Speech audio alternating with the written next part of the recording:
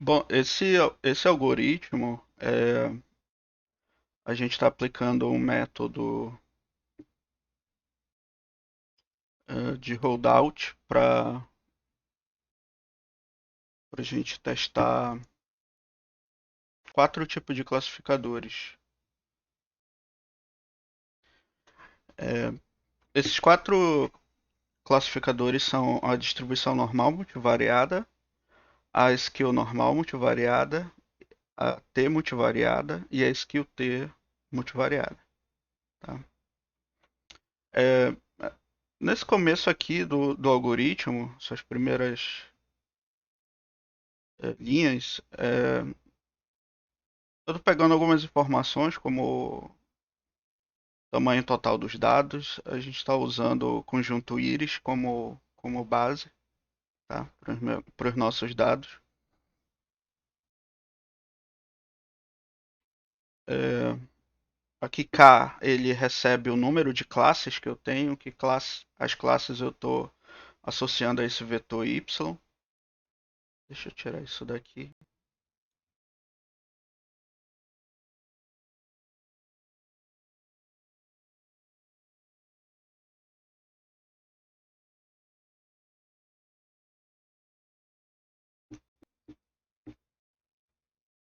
Ah, y aqui é o vetor com identificador, né, de classe de cada objeto. Ah, e aqui eu estou usando aqui nesse objeto class eu estou guardando todas as classes é, de dados, que no caso aqui são três classes. Aí aqui eu faço o rollout, o normal, né? A gente faz um sorteio, aqui eu estou pegando 50% para treino, 50% para teste. Tá? Aí agora diferente do algoritmo da aula passada, o que eu fiz aqui? Eu criei uma matriz tx erro, onde ela vai guardar os resultados da taxa de erro de cada modelo para cada iteração de Monte Carlo. Eu estou considerando aqui M maiúsculo interações de Monte Carlo, que eu fiz aqui igual a 10, tá? Só para a gente testar o algoritmo. Depois a gente aumenta. Um, e aqui eu criei um nome, né, dos modelos. Um, só carregar aqui.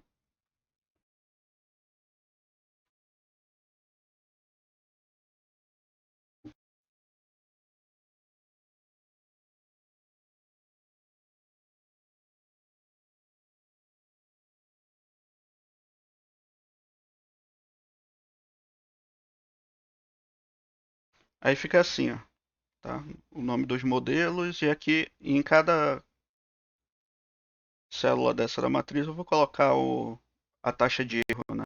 Para a primeira iteração de Monte Carlo, para a segunda, assim por diante. Aí agora vamos ver aqui a gente começou pelo da skill T, que é a mais que tem mais parâmetros, né? Então seria a mais complexa, o algoritmo mais complexo de se fazer. É, e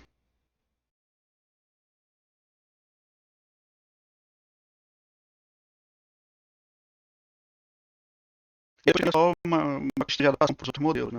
Então aqui, a gente está usando o pacote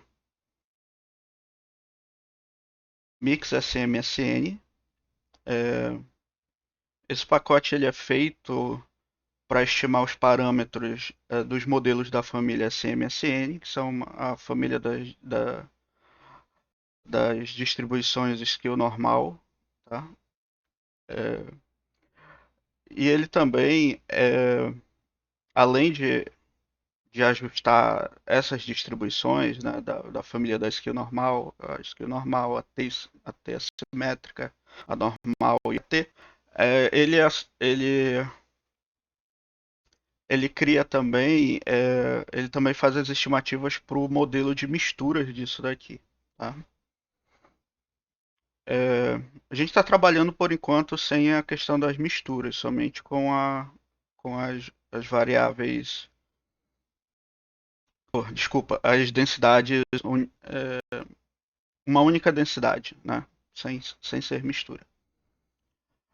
Aí dentro desse pacote eu tenho a função smsn.mmix, que é para ajustar modelos multivariados. A versão assim, smsn.mix, ajusta as univariadas, né, as distribuições univariadas, e aqui as multivariadas. Então a gente vai usar essa função. O que eu preciso aqui? Eu preciso entrar com os dados que eu quero fazer a estimação deles. Nesse caso aqui, a gente está pegando o nosso conjunto de treino, que é TR, e isolando aqui, fazendo uma seleção dos dados, é, um filtro onde eu quero somente as observações que estão no conjunto de treino e que são de uma determinada classe. Tá? Então aqui tem três classes. Então, por exemplo, na primeira iteração desse for, eu vou pegar todos que estão no conjunto de treino e são da primeira classe. Tá?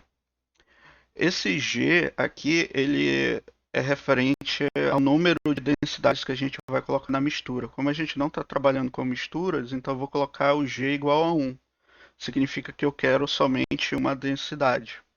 Tá?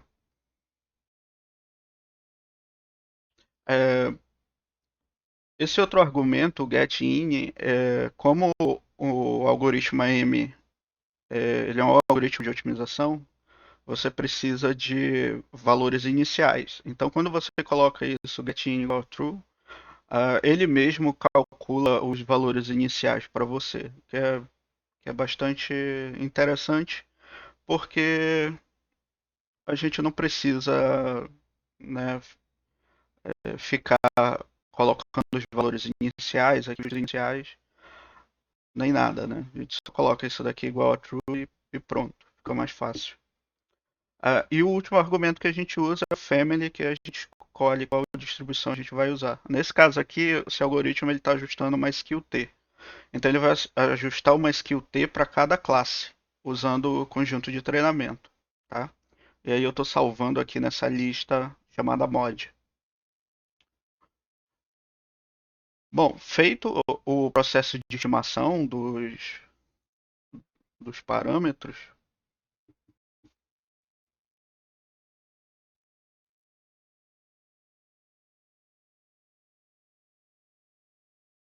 ele demora um pouquinho porque é skill T, né? Então,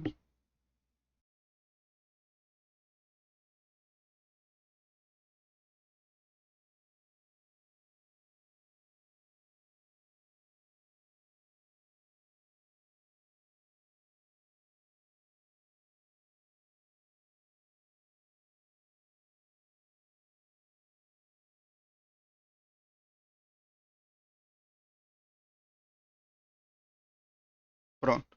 Aí ele ajusta aqui os modelos. Ele retorna aqui pra gente ó, o vetor de locação, a matriz de escalas, o vetor de assimetria e o grau de liberdade estimado. Tá? Isso daqui é interessante que na aula passada ele estava dando 100, né? Ele estava aproximando para uma normal. E aqui ele está em 18, já deu uma diminuída. Acho que isso daqui é da terceira classe. É, da terceira classe. Ó, aqui tá 100, ó. Então ele aproximou para normal. A primeira classe ele aproximou para normal, a segunda classe também aproximou para normal, mas a terceira não. Ele deixou uma T mesmo.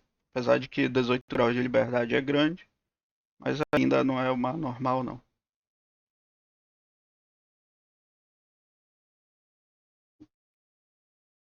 Tá, depois que eu estimo os parâmetros, né, do modelo para cada classe, aí a gente precisa calcular é, as densidades do conjunto de teste aqui, tá, que é TS, para cada uma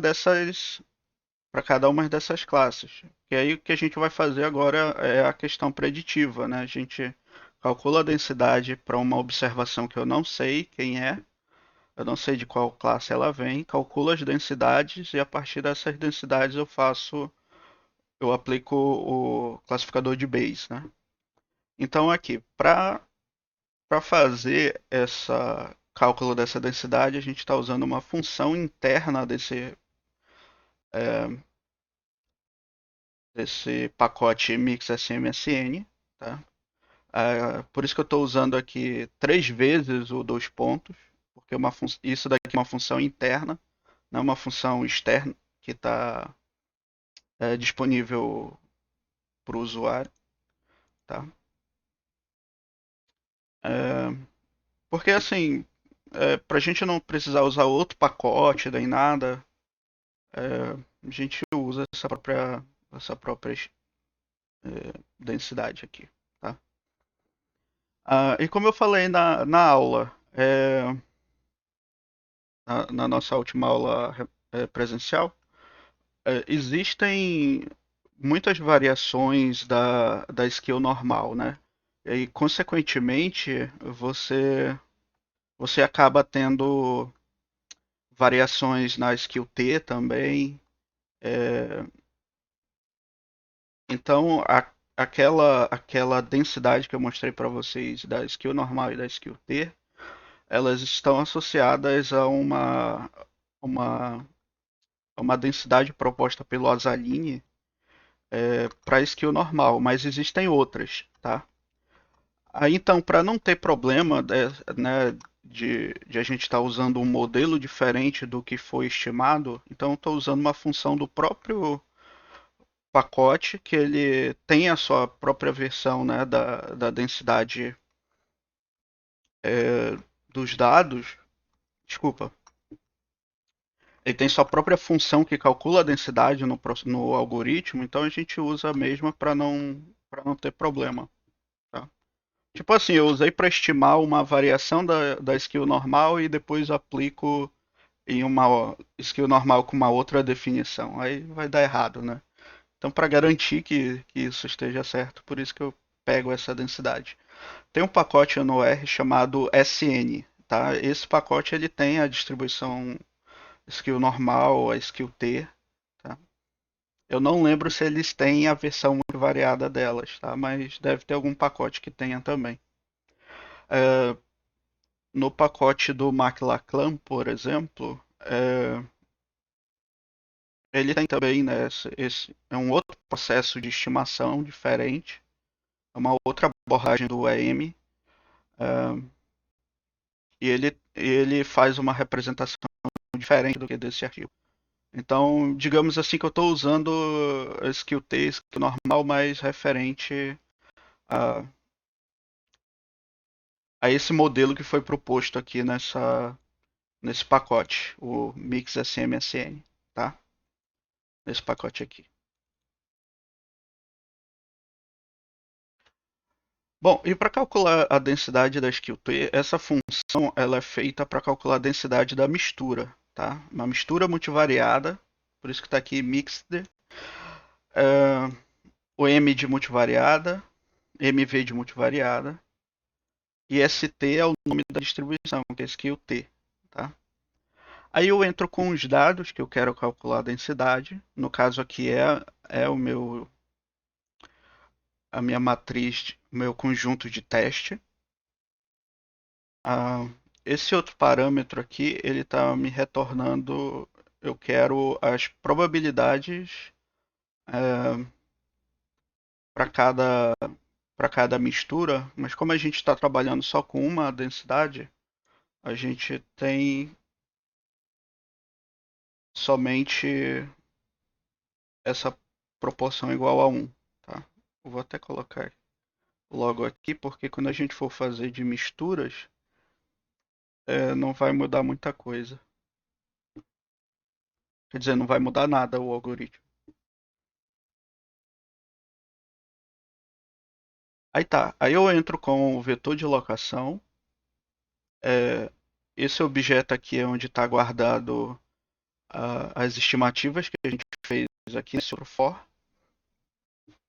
Para o vetor de locação para as matrizes de escalas e para o parâmetro de assimetria. Eu nem preciso desse C aqui.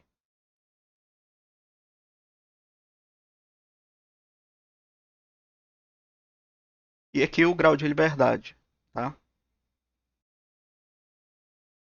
Então, o que vai mudar para as outras é, por exemplo, para T não vai mudar nada, porque quando eu colocar aqui para ajustar o modelo da T, é, esse parâmetro lambda, que é o parâmetro o vetor de parâmetros de assimetria, ele vai ser igual a zero. Aí quando ele é igual a zero, a gente tem a T, a skill T vira a distribuição T multivariada. Então eu não preciso ajustar nada quando for para T, por causa da T, né? Aí pronto, aqui eu calculo as densidades para o conjunto de teste.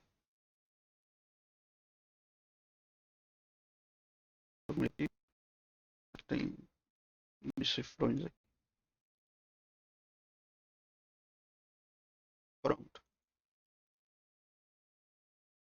Ele dá aqui a densidade para cada uma das três classes, tá? Setosa, versicolor e virgínica. Eu posso fazer a classificação por aqui mesmo, tá? Pego a maior densidade, porque eu estou usando aquela versão do classificador de Bayes, sem usar a multiplicação aqui é, pela probabilidade a priori das classes, tá? Estou usando somente para escolher aqui quem tiver a maior densidade. No caso, se a gente quisesse calcular essa probabilidade a posteriori usando a, a probabilidade a priori da classe, a gente bastaria multiplicar com cada uma dessas daqui. Tá? E como é que eu calculo essa probabilidade a posteriori da classe?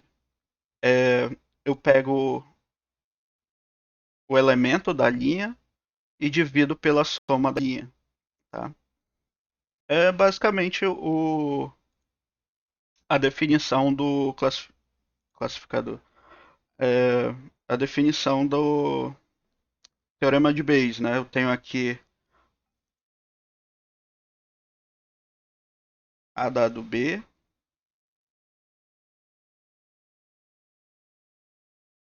ele é probabilidade A,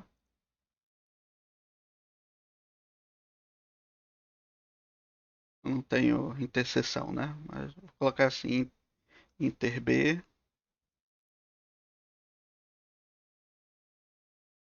sobre a probabilidade de B. Aí, então, o que a gente está calculando aqui é que essa probabilidade A inter B eu reescrevo como sendo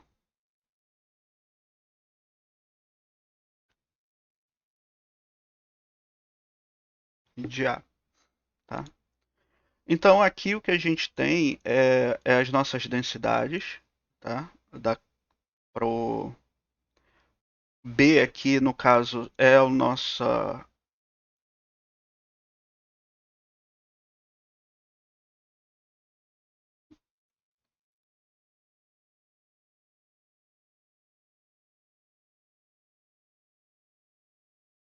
É o nosso conjunto de, tá? E A aqui representa a classe. Vou chamar aqui de C mesmo.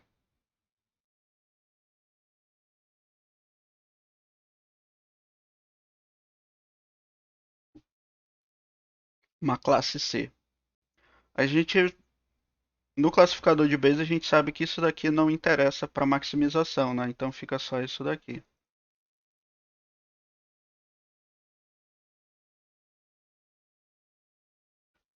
Então, como é que eu calculo essa probabilidade a partir dessas densidades? É, é que elas vão acabar sendo é, o que já tinha antes, isso aqui, ó.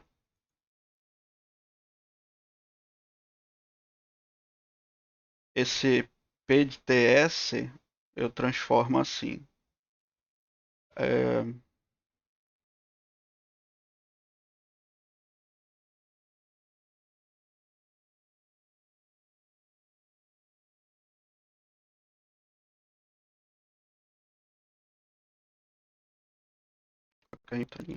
PTS ele vai ser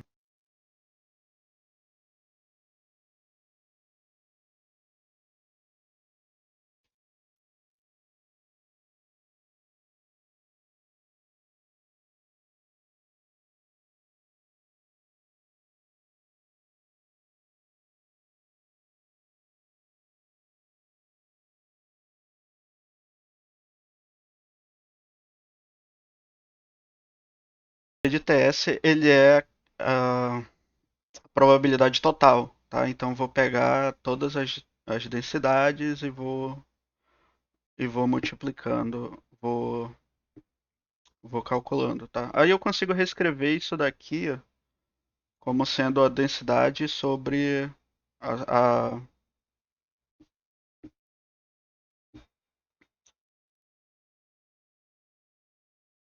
a densidade de uma classe sobre a soma das densidades de cada classe, tá? Por isso que eu faço aqui, eu pego esse valor e divido pela soma da linha.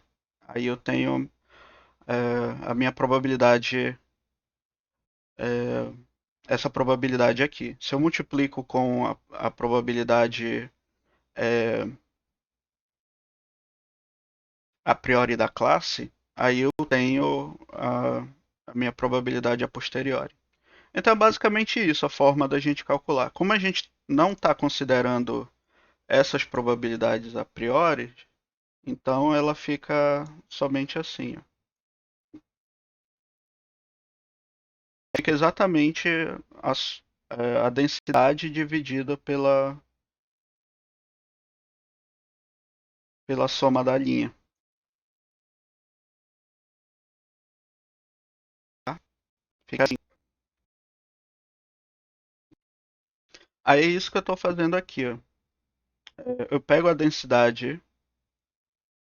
Aqui eu estou pegando uma linha inteira e estou dividindo essa linha inteira pela soma. E aí, a soma dessa linha. E aí já vai dar o vetor né, com essas probabilidades para cada um. Se eu quisesse incorporar a probabilidade a priori da classe, eu teria que multiplicar isso daqui pelo um vetor com as probabilidades a priori da classe. Tá? Por exemplo, da classe, da classe 1, digamos que a probabilidade estimada vai ser isso daqui, ó, na verdade. prop.table table é YTR, eu acho. YTR. Isso, tá aqui. Vai ser 0.32. Isso daqui eu peguei o conjunto de treino e calculei quem é da classe setosa, virgínica e versicolor. Então eu peguei as proporções aqui, tá? Por isso que eu cheguei nesses números. Aí seria colocar aqui, ó, 0.32,0.36. E aqui dentro da soma eu colocaria a mesma coisa, tá? Aí eu tenho a probabilidade a posteriori usando as, as probabilidades a priori, mas eu não quero usar isso daqui não, quero usar só as densidades mesmo. Então por isso que eu estou desprezando essa coisa aqui. Mas se eu quiser era isso, tá? Eu vou até deixar aqui como é que ficaria, né, esse algoritmo.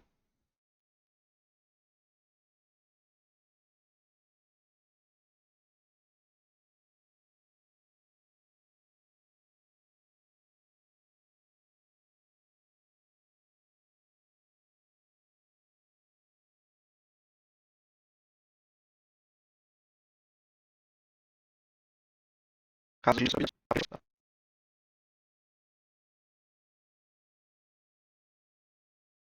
Bom, para esse conjunto de dados, ele é um conjunto de dados balanceado, né? Originalmente ele é balanceado, eu tenho 50 observações de cada uma das classes. Como eu fiz um sorteio aleatório disso, ele preserva essa mesma característica. Então, por isso que eles aqui são aproximadamente balanceados, quase que tem a mesma é, probabilidade a priori estimada, né? Então, não teria grandes problemas a gente usar e nem muita diferença usar a probabilidade a priori. É, não influenciar muito, tá bom? Mas, mas quando a gente for usar outros conjuntos de dados que podem ser desbalanceados, aí esse problema pode ficar grave. E aí por isso que eu vou deixar aqui somente para calcular as densidades mesmo, tá bom? Mas se vocês quiserem usar, é só comenta isso daqui e libera essa outra função, tá? Se vocês quiserem usar a probabilidade a priori. Bom, depois que eu calculo as probabilidades aqui para cada classe,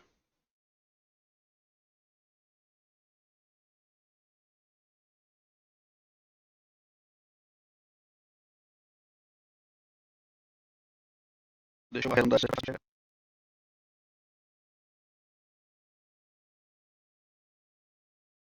Aí você consegue ver, né, as probabilidades aqui bonitinho. E aí classifica onde tiver maior probabilidade é, a posteriori. Por exemplo, essa primeira aqui já vai ser classificada na cetose porque tem 0,99% de chance dela ser da cetose. Então ele classifica aqui, tá? Algo interessante que a gente tem nisso daqui que é diferente de métodos que usam algoritmo, métodos de machine learning que usam algoritmo, é exatamente a informação que a gente tem em relação à probabilidade. Por exemplo, nessa linha 45 aqui, eu vou classificar na terceira classe, que é a versicolor, não, virgínica, mas eu estou classificando com 65% de chance dela ser da classe virgínica. Mas ela também tem aproximadamente 35% de chance de ser da versicolor, tá? Então há uma diferença aí na questão é, da classificação. Essa 46 aqui fica mais evidente, ó.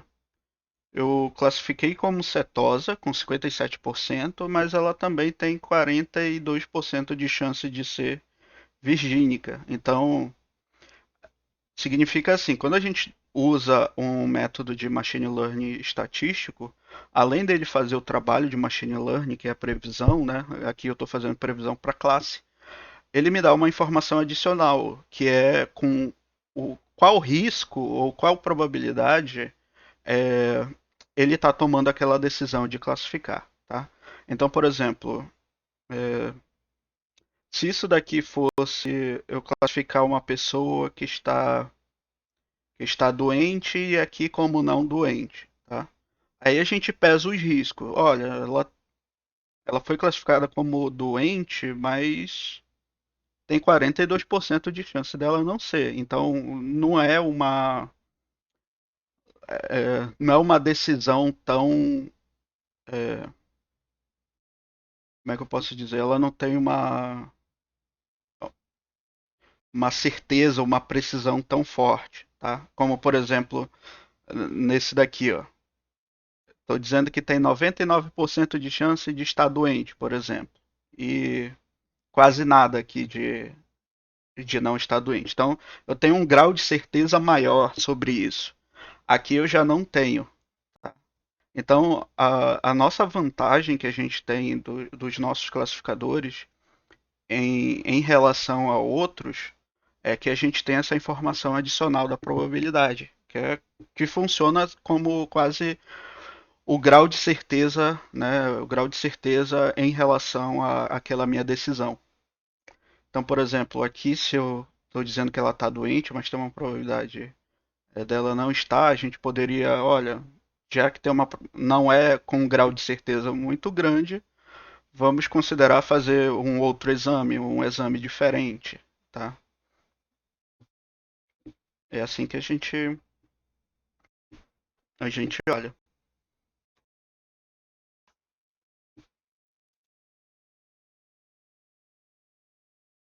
Bom, então continuando aqui,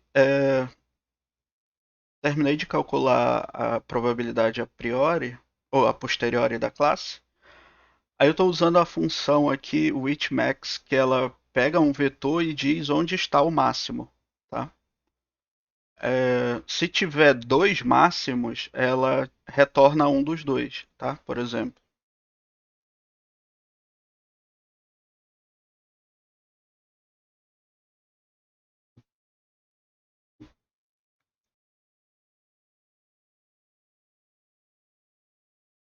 Ó, o máximo aqui é o 3, né? Só que o 3 ele aparece na posição 3 e na posição 4. Aí ele retorna o primeiro, tá? Então, assim, no classificador de Bayes, quando eu tenho duas probabilidades a posteriores iguais e elas são o máximo, é, eu tenho que sortear aleatoriamente uma delas, tá? Aqui a função Widthmax ela não faz esse sorteio aleatório, mas ela devolve só um, tá? Então tenho esse cuidado porque ela está retornando só o primeiro. O ideal era retornar todos, né?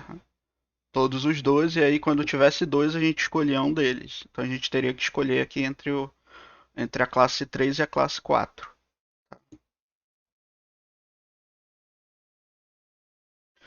É, mas nessas situações aqui, dificilmente você tem probabilidades a posteriores iguais, tá? Mesmo quando os dados são sobrepostos, dificilmente você tem isso. Você acaba tendo no máximo aquela situação que a gente viu aqui, ó. 57-42. No máximo você tem isso daqui. Até porque usam muitas casas decimais, né? Então é bem difícil uma ser exatamente igual ao outro. A probabilidade disso acontecer é zero, tá? Se a gente considerar muitas casas decimais. Como eu não estou fazendo nenhum tipo de arredondamento em casas decimais, ele está usando a precisão máxima que o R consegue atingir, então não tem nenhum problema, tá bom? Bom, feito isso daqui, é a classificação.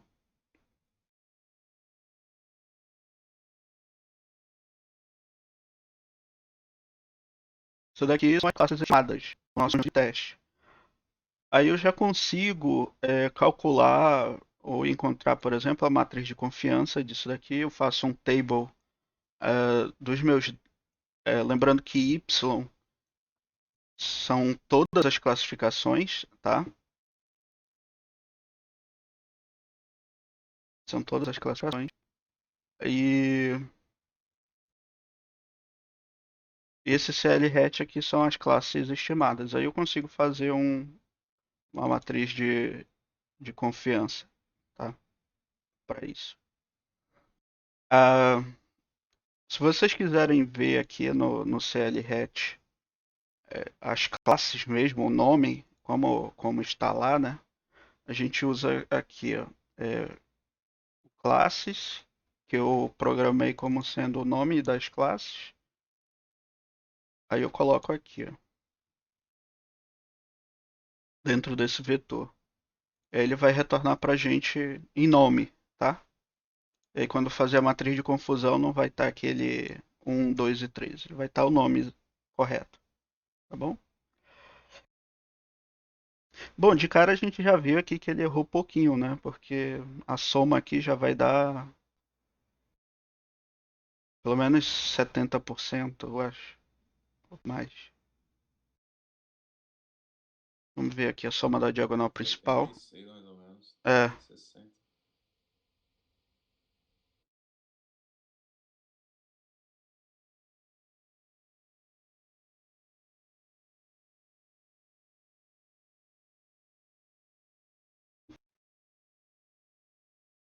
o computador dá uma certeza para calcular isso daqui. A soma da diagonal principal ele tá travado aí.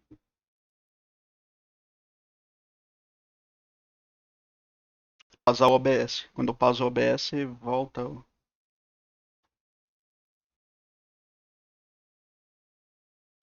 Então, é exatamente isso, né? Tá dando 86, quase 87% de acerto. O complementar disso, que é a nossa taxa de erro, vai dar 13%, 13,33%.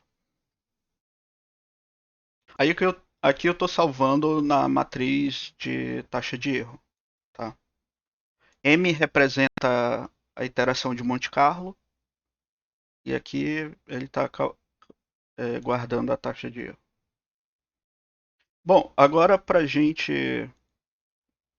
pegar esse algoritmo e transformar para as outras, vou, vou copiar aqui.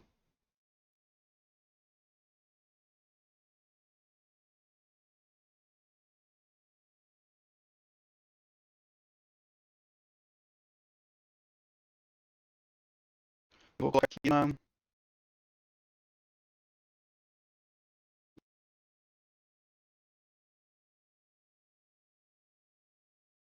T. O que vai mudar da skill para T? Só vai mudar o nome. Ó. Ao invés de ser skill T, eu vou colocar um T aqui. Pronto. Aí ele já vai fazer o da T multivariada. Por quê? Quando ele sair o resultado aqui, a, o parâmetro de assimetria vai ser igual a zero. Então a skill T ela vira a T multivariada. Tá? Então. E aqui o nome, né? Que eu tenho que colocar um nome, o mesmo um nome para cada. Então, aqui é o da T. Agora, para skill normal, vai mudar só duas coisas. Primeiro, o nome aqui, né? No skill normal.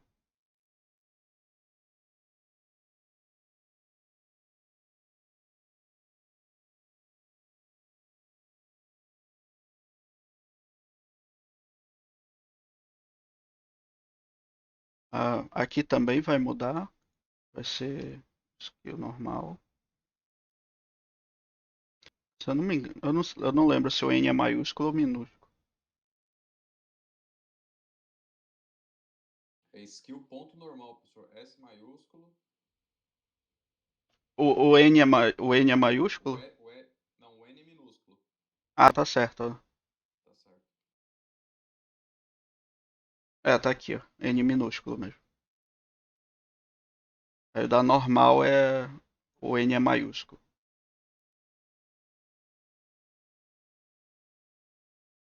Então vai mudar aqui e vai mudar essa função também, né? Que não é T, ela é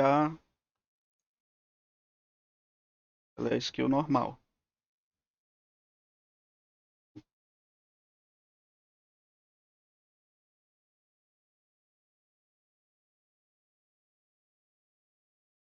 Só para a gente ver como é a entrada de dados daqui. Ó, eu entro com Y, tá? PI1, que é aqueles pis, ok, tá aqui. Mi, sigma e lambda. Eu só não tenho o grau de liberdade, então vou tirar isso daqui. Pronto. Aí ele já consegue ajustar a skill normal. Aí aqui eu já alterei, então pronto. Isso daqui já é o algoritmo da skill normal.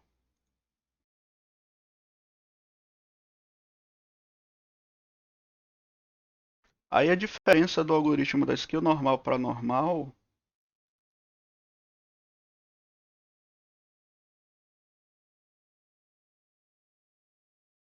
Também é bem pouco, eu só vou mudar aqui, é claro, né, o nome de onde eu estou guardando. E aqui o modelo que eu vou ajustar, que é normal.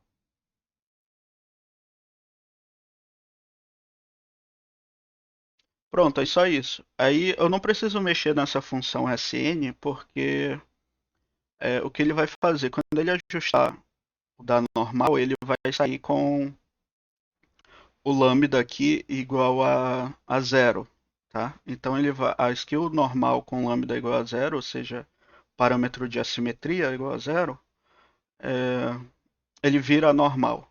Então não vai ter nenhum problema aqui. A gente não precisa mudar isso daqui, não.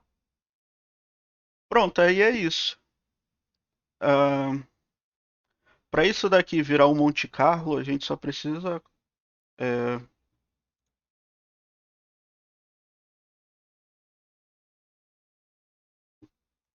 colocar um for aqui, com m indo de 1 até m maiúsculo. E no final,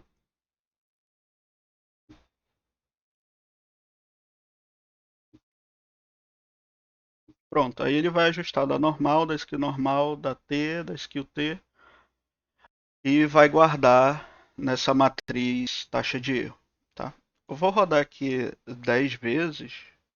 Eu sei que vai demorar um pouquinho. Mas aí a gente consegue ter uma ideia dos resultados desse. Ah, desculpa, eu errei aqui. Esse particionamento ele, ele tem que estar dentro do for, tá?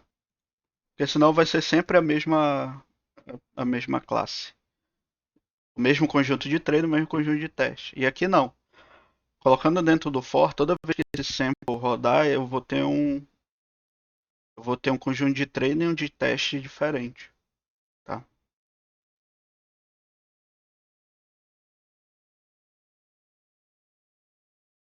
Então eu estou fazendo um método de Monte Carlo pro nosso holdout.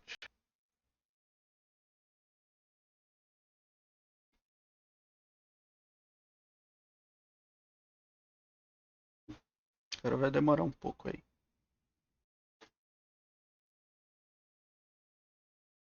Bom, agora que ele terminou, vamos olhar aqui as taxas de erro.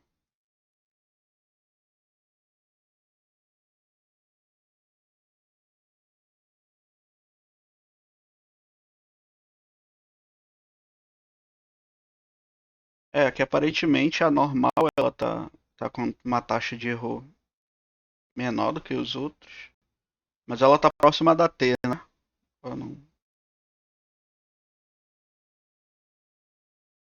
Bem diferente.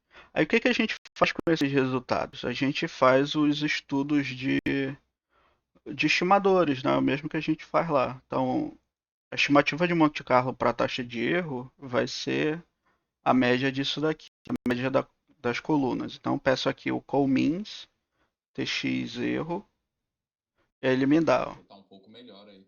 É. Aí então deu assim, ó.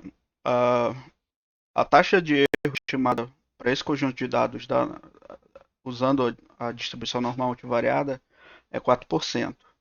Da skill normal, 10%. A ter deu 3,7%.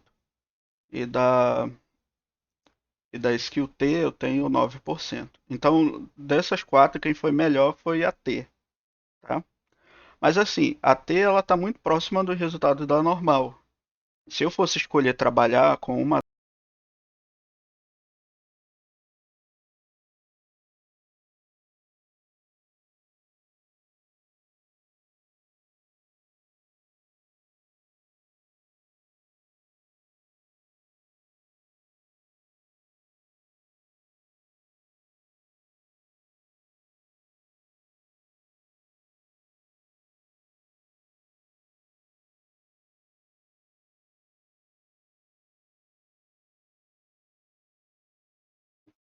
Bom, então só repetindo de onde a gente parou.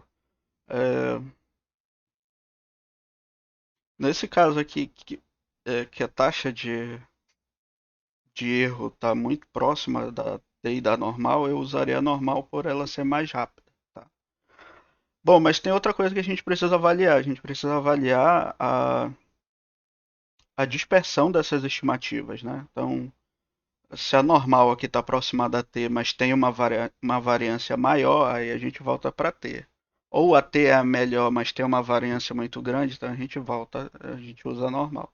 E aí a gente escolhe, né, que tem a menor taxa e a menor. A gente equilibra, né? Menor taxa e menor dispersão. Para fazer isso, eu vou usar aqui a função apply dessa taxa de erro, pedir por coluna, desvio padrão. Então, o desvio padrão tá bem pequeno, né, para as duas, tá bem próximo, na verdade. Todas, na verdade, estão com desvio padrão baixo, tá? Isso é bom. É, se a gente quiser enxergar isso daqui melhor, a gente pode dividir esse desvio padrão pela média. Vou multiplicar aqui por 100 e a gente tem um coeficiente de variação. Ó. O coeficiente de variação de todo mundo é baixo, tá? Então, é, a gente considera isso daqui tendo todos eles têm uma baixa variabilidade. O que isso é bom, tá? Porque quer dizer que não importa quais são os dados de entrada e de saída, ele está conseguindo classificar com uma dispersão não muito grande, tá? Em relação à taxa de erro. Então, assim, observando essas características e, e a taxa de erro média aqui, a T foi a melhor, tá? Ela tem tanto a menor taxa de erro quanto a menor variabilidade. E em segundo lugar fica normal. Aí eu continuo com a normal por conta daquilo, né? É, de ela ser mais rápida, né, em termos de classificação. Outra análise que a gente tem que fazer desses dados é, a gente já viu que a dispersão tá baixa, mas aí a gente sempre dá uma olhada no box plot dessas taxas para ver se não tem ali um comportamento assimétrico, outlier, tá? E podem estar escondidos aí é, nessa informação do desvio padrão e do coeficiente de variação. Então, para isso, a gente dá uma olhadinha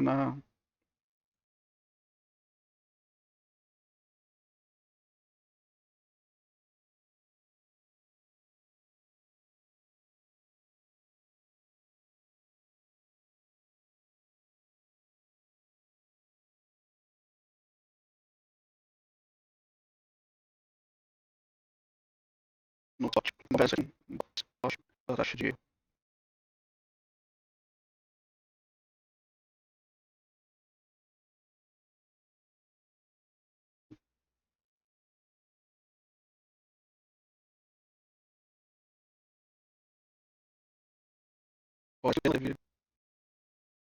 Ela tem uma média menor do que a normal, mas a mediana ou tá igual ou tá maior, tá?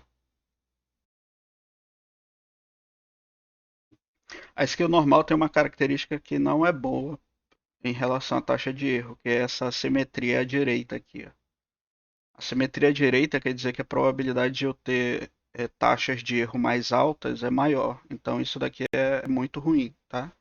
O ideal é ter um comportamento igual ao da skill T aqui, ó. Uma simetria à esquerda. Que aí você tem uma maior probabilidade de ter taxas menores.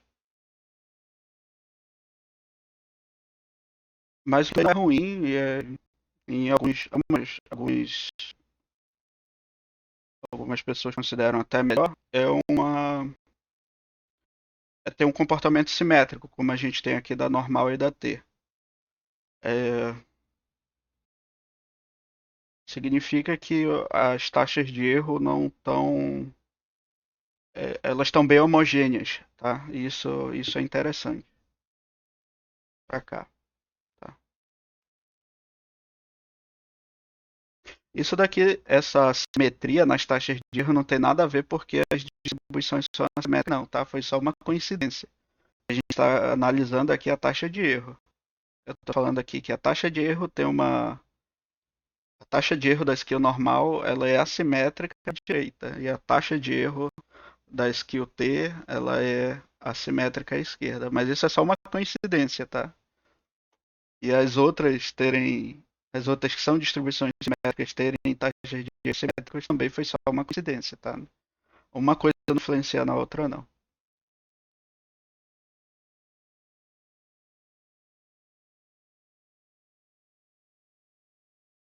Então, assim, por isso, qual modelo eu escolheria? A T de fato é a melhor, tá? De fato é a melhor. Tem a menor taxa, tem a menor variância. E se a gente colocar aqui, até o limite superior aqui do box plot dela é igual ao terceiro quartil.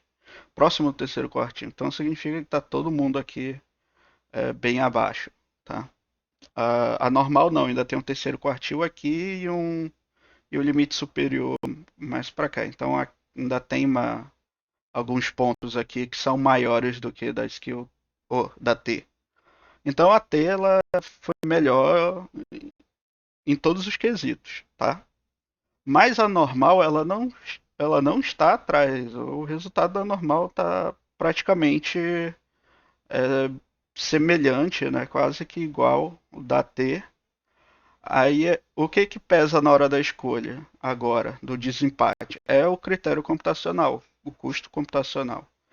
Como eu já falei, a normal é muito mais rápida porque os estimadores delas é, são, são algébricos, né? Tem uma forma algébrica, então o cálculo deles é imediato. Até não, ela precisa de um processo de otimização para encontrar estimativas para o grau de liberdade. Ela até tem os estimadores de forma algébrica para o parâmetro de alocação e de escala, mas o grau de liberdade não, ele precisa de um processo de otimização.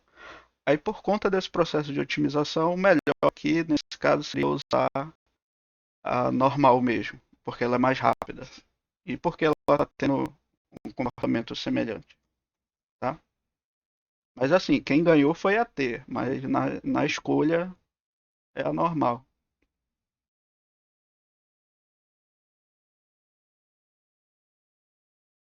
E é isso. E aí esses daqui são os estimadores, é, os classificadores usando a família CMSN, tá? O que que a gente vai partir agora na próxima aula é o modelo de misturas, tá? E aí eu vou apresentar para vocês o que é o modelo de misturas e aí a gente consegue trabalhar agora num contexto de misturas, tá bom? Aí depois a gente vai fazer um algoritmo colocando outros métodos aqui também, colocando os métodos heurísticos e tudo mais, e aí a gente vai começar a comparar uma quantidade de estimadores bem maior, tá? Vai ser um processo, né, claro, de